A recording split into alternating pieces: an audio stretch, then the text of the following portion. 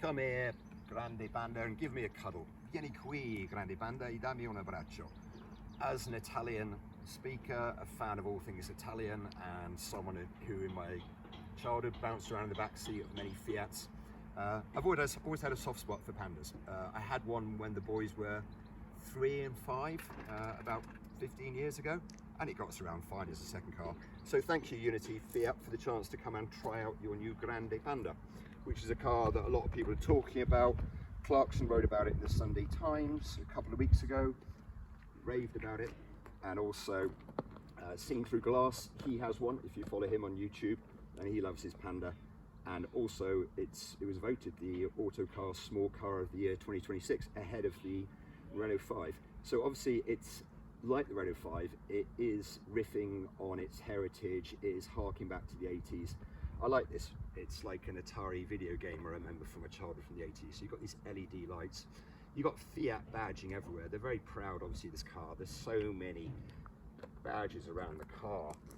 If you come around the side again, I've got the 4 Strakes. That's the Fiat, again harking back to the 80s. That was their badge in the 80s. And then down here we've got Panda embossed within the doors. I think that's quite cool as well. So you're definitely gonna know what this car is. Okay, let's come and have a look down the side now. Just gonna throw the doors open quickly. The interior, it is funky. The materials are interesting. It's a nice choice. This spec's the Icon, 21,650. If you go higher spec, La Prima, you get bamboo here. But I think it's funky. It feels durable. It's suitable for kids. Talking of kids, you can get 2 in the back seat, no problem.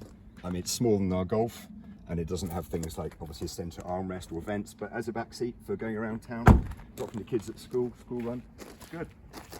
Another feature of the car, which I think is really good actually, is the size of this boot.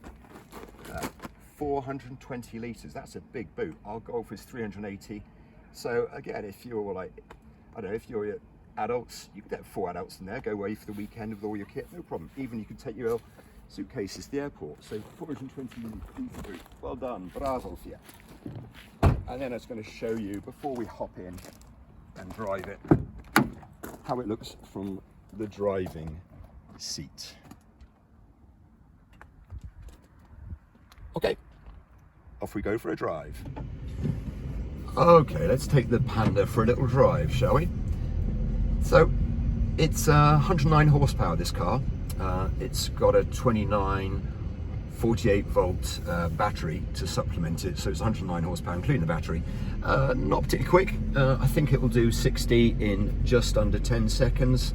I think these days that's pretty slow, but it's fine. I mean, it'll go down the motorway fine as well. It's got a 6-speed dual clutch automatic, changes gear well, but it's not a sports car in any way.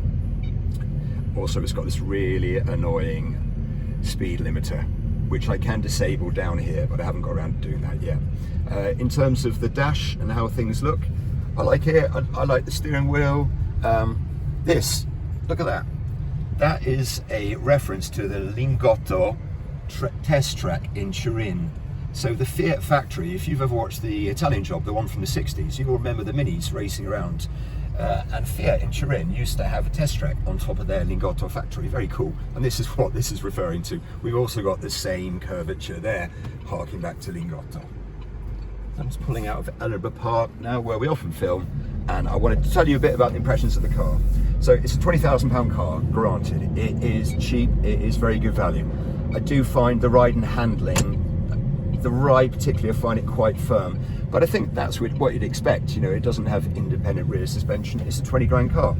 And I think it's an honest, cheap and cheerful, lots of character car. I can see why people like them so much. So the next thing I have to do is, next week or so, I have to try out the Renault 5 electric, because I really want to compare these cars. You can get this as a fully electric car, but the range is only 190 miles. So, and again, it's very good value for an electric car. It starts at 22. This being the petrol hybrid, this starts at 20.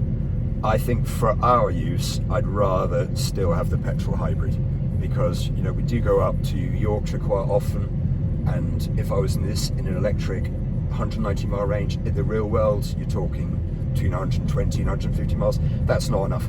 So I think this is a good little engine. And I think that's it really for the Grande Panda. Thank you very much, Unity Fiat here in Cheltenham. And I'm gonna say arrivederci, ciao ragazzi, ci vediamo.